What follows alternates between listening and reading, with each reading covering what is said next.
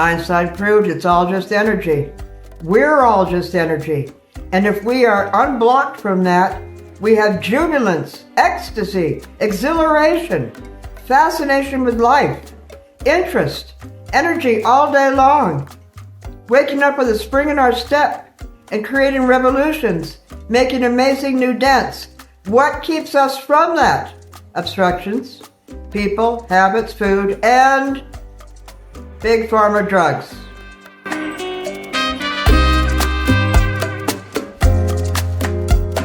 They say that women, by the time they're 40, are burnt out, wasted, and I can sure understand that. I was the same way. Man, I was shook all the time from the traumas of trying to be nice, wanting to be seen as nice, invaded by people, invaded by men, hated and competed with by women, office politics, neighborhood politics and gossiping. Wow, what a different life it is having a locked gate. It was terrible. I was so jittery from going through that for decades. It started out in high school, then college, then graduate school, then it just increased in family. What women go through, they're blamed for everything. And now I know the roles have changed now, and women are feeling entitled, and they don't bring much to the marriage, and the man feels guilty for everything. I know things are reversing, but in my day, it was bad.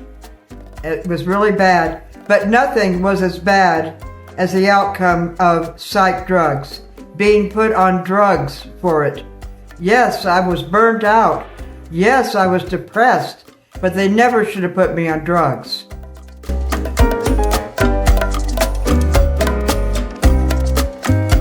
Instead of throwing somebody out, telling them to never come back, I just put up with things so that I could be seen as good and nice. Yeah, that went on for years. I think it's bred into us, and it brings disaster into our lives.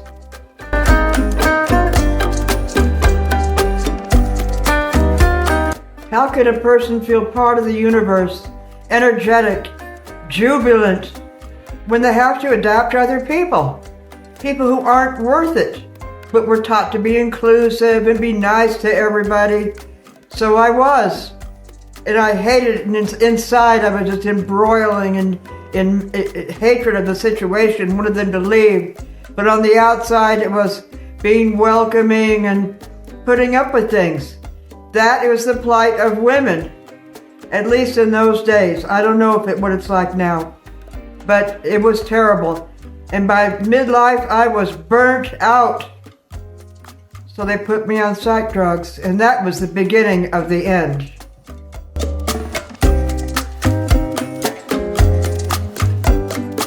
After being invaded by spirits, used, abused, and cast aside, I would have tried anything. They tell me a small pill will take me out of it. Everything will be okay again. I will achieve normalcy again. I will be happy again. Oh, okay, I'll take that. Yeah. And the doctor says, it's safe. It's particularly safe. Here's an article in the medical journal. He didn't know it was ghostwritten by the med companies. He didn't know they only test short-term and not long-term. You got a small-town doctor. He's going to believe the bigwigs. So my doctor said it was okay. I guess it was okay. And it ruined my life.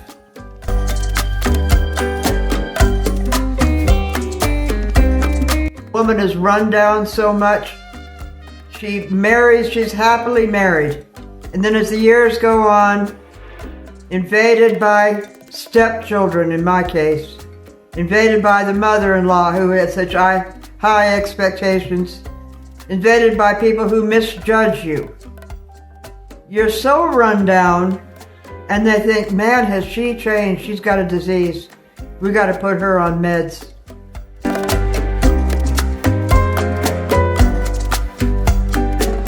After about 3 months on these meds, every time a door slammed, it felt like a gunshot.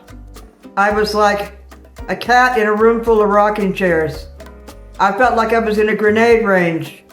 Normal, everyday life, the chaos of it, which you can take, was like a machine gun fire. I was so jittery and so scared. And the doctor said her disease has progressed. We got to give her a second med.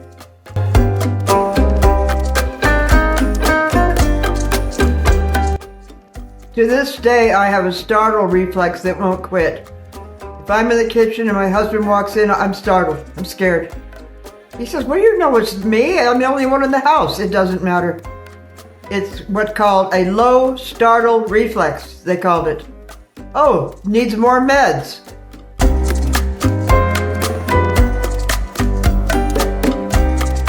Chaos would build up quickly. I was hardly part of the wonderful universe. I was now in my own wonderful little psychotic bubble. And chaos would take over very quickly. Social interactions would take a week to get over as I would analyze everything that was said and wasn't said. And now, why did she say that? Now, she was trying to put me down there. Now, she was trying to compare me. Just yesterday, my sister-in-law said, we've been invited to lunch by a neighbor. I said, I'm sorry, I just can't go. Last time I went over there, it took a week to get over it. You know, why is that? Well, she said something against Trump, or she said something, mocked my husband, or things that I thought were said. It took me a long time. That's just the way it is from these meds. One could hardly call it a startle reflex. It's a chaos reflex.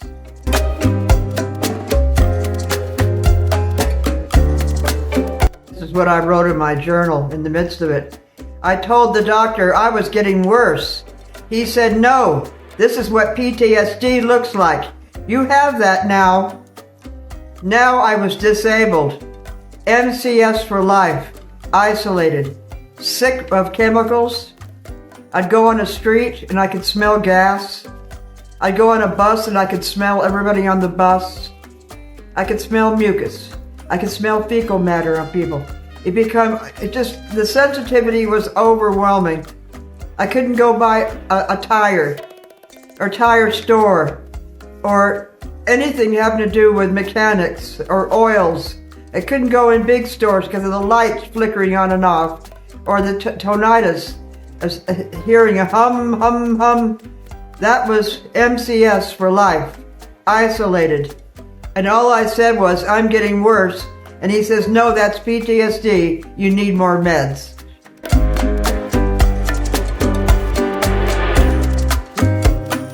I was an up-and-coming lecturer.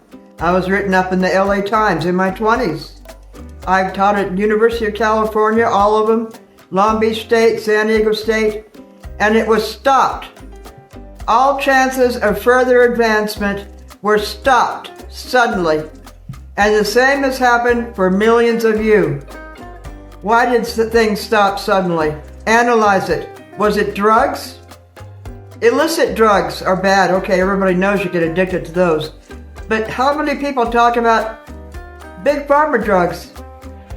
Yes, that's what stopped all chances of further advancement.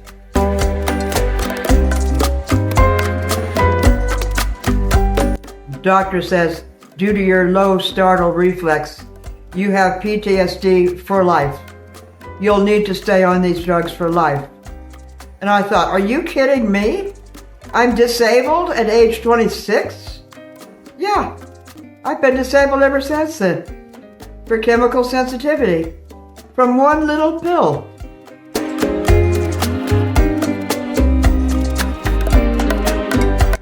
So I lost the Jaguar and the penthouse.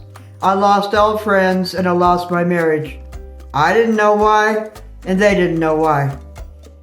They just hated me because I wasn't Karen anymore. Just like you're not Mary or Susie anymore. They don't know why, and you don't know why. And that's another level to deal with. Not only are you dealing with withdrawal from a dangerous chemical, you're dealing with hatred from people. You changed. How dare you change? They depended on you the way you were, and now you're a different person, and they're yelling at you about it. How come you're so different? They don't know, and you don't know. Nobody thinks to blame the drug.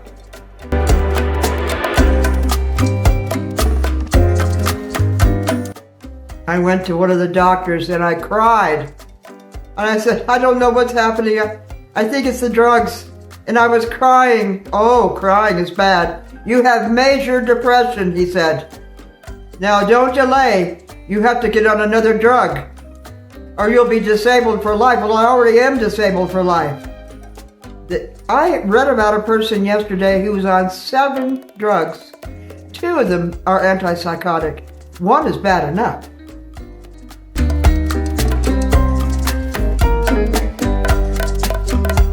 You see, they confuse normal sadness and anxiety with a mental disorder.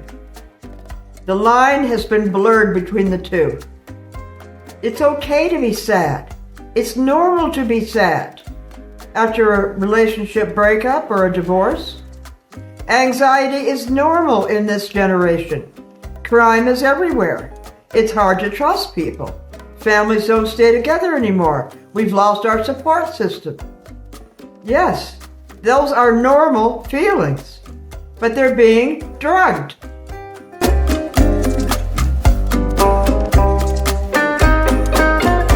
This is what I wrote in my journal. This all centers on a chemical imbalance theory of mental disorders, a genetic chemical imbalance of the brain, corrected by a pill affecting serotonin. Yeah, it's all about serotonin. Do you know that sugar raises serotonin? Sugar, fruit, starch, that's what we need. Change your diet right away and get off the pills, but taper off of them. The tapering part is so sensitive. It's like 1% each day or something. They have to get a little scale to weigh the little pill to make sure it's only 1% because it's such a sensitive thing. If you do less than 1%, you may die. I mean, the tapering thing is a science in itself.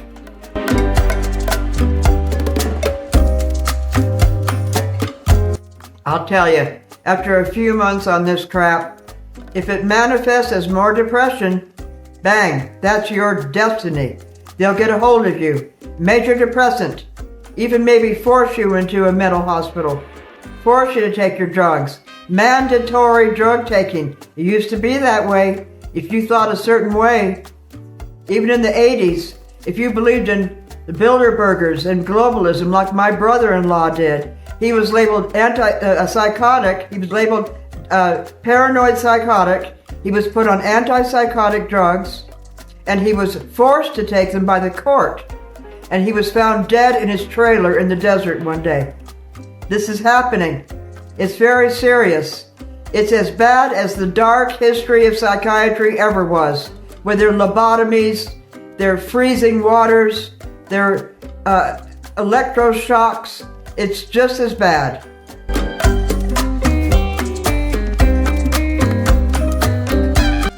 They hated me because I wasn't Karen anymore. How dare I not be Karen anymore? They depended on Karen, and I was a different person, and they hated me for it. Now I had to deal with that, a secondary level of problems. The drugs, and then people's reaction, because people don't understand this. It couldn't possibly be the doctor's drugs. We trust them.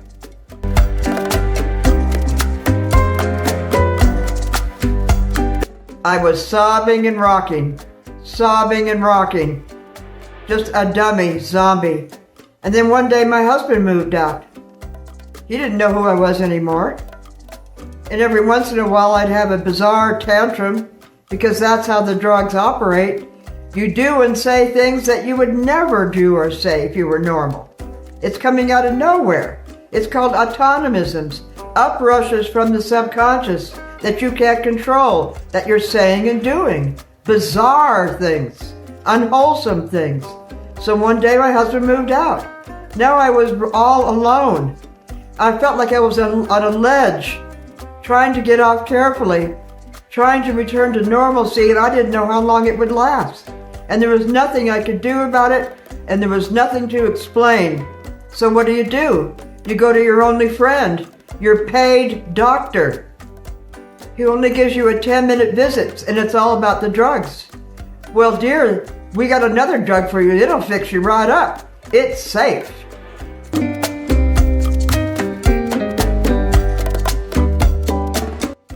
There's a silent epidemic of strugglers with this same thing. There are support groups. I went to one. There was a lady who was only 40 years old, and she was on like 7 drugs. Well, one day she stepped out in front of a train to end it all. She had 2 little boys. It didn't matter. It is so horrible, and no support group or anybody else can hold your hand through it. These are Dracula drugs.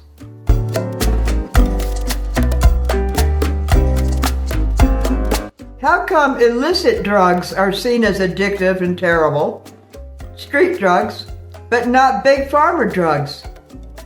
Is our ultra respect for academia and doctors that big that we can't see through this? Well, I'm afraid to say yes. And people will follow their directions to the end. The doctor himself really can't be blamed except for his own naivety and trusting of medical journals. You see, Big Pharma spends like, I don't know, $60 billion a year on advertising, on marketing. And what they do is they have clinical studies and tests that they arrange to make the drug look good. They analyze it, nobody else does, and then they ghostwrite pro-drug articles on it. Then they get some bigwig in the university, Yale, Harvard, like that, to front it as the author. And then he'll just accept it and write it off. So you see, it all looks legitimate. But who wrote it? Big Pharma. So some small town doctor, well, this is what it says in the medical journal. Of course I believe it. This is going to help you, girl.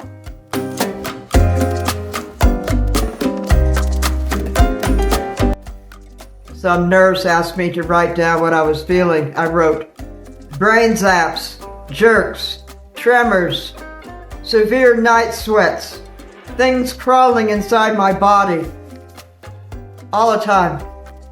That was the neurological, all around my body, burning. It was awful.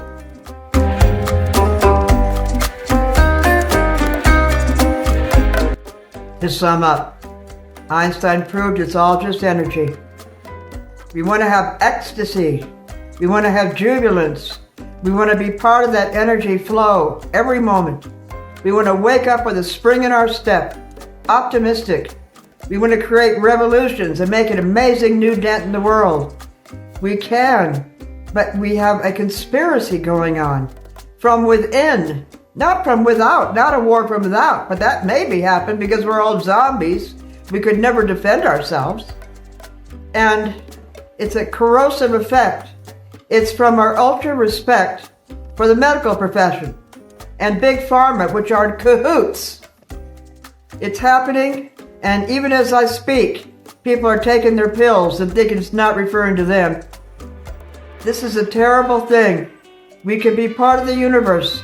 We can have that jubilance, but we have to avoid these artificial drugs that are being imposed on us by our taught respect for these upper echelons.